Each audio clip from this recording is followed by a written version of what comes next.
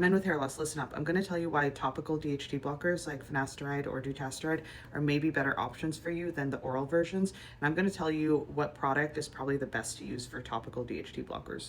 Just to remind you, I'm a Harvard trained doctor, hair loss expert, and co-founder of Hair Cultivated. We have a 20-page hair growth guide that is linked in the bio.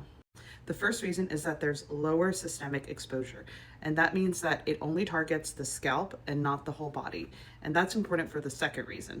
The second reason is that there's fewer sexual side effects. Because there's less systemic exposure to these DHT blockers, men experience less libido changes, erectile changes, and mood changes.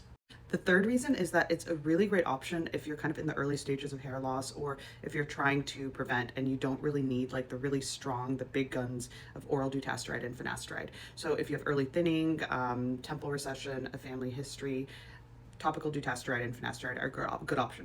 The fourth reason is psychological comfort with the medicine. So a lot of men, for whatever reason, they don't want to take any oral medicines if they don't have to. And for these men, topical dutasteride and finasteride is a really great option because it does actually work to regrow hair.